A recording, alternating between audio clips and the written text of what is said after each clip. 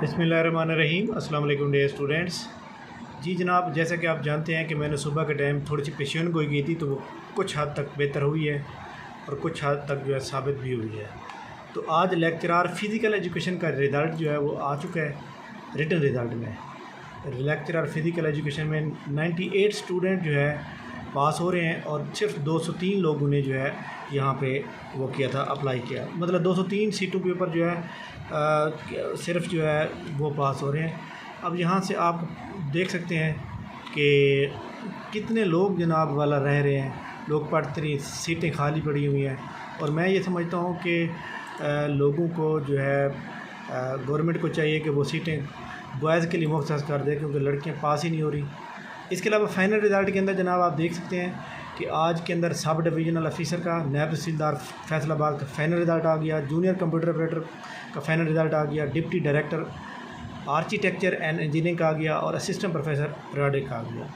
इसके अलावा शेड्यूल में मैं आपको एक बात बता दूं, यहाँ शेड्यूल नहीं शो रहा, but data entry operator special police, special Punjab police के अंदर जो 32 सीट थी उनका जो है प्रोफिशेंसी टेस्ट जो है, बल्कि मैं आपको यहाँ दिखा देता हूँ, प्रोफिशेंसी टेस्ट जो है उनका स्टार्ट हो गया है।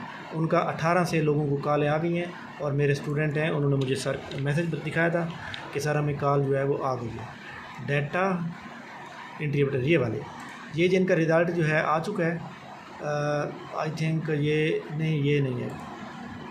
Data entry operator year for the labour and data entry operator police department, नहीं ये भी नहीं है।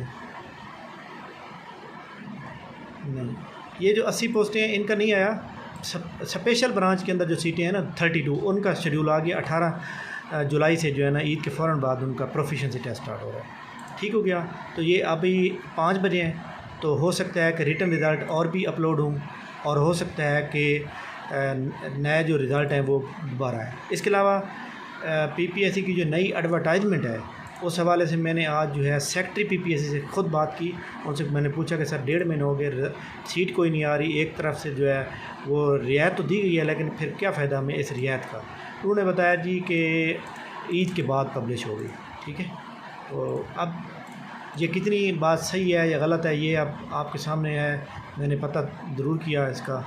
तो बहरहाल वो यही कह रहे थे कि जनाब ईद के बाद जो है ये पब्लिश होगी। इंशाल्लाह ताला हमारी जो पेशीन गोई होती हैं वो सही होती हैं, और इसके अलावा हम आपको जो भी खबर होती है फ़ौरन पहुँचाते हैं। Thank you very much. हमारे चैनल वीडियो को लाइक करें, शेयर करें। इंशाल्लाह ताला शाम के टाइम दोबारा हम आपको अपडेट देंगे अगर कोई होगी। Thank you very much. Allah हाफ़िज़।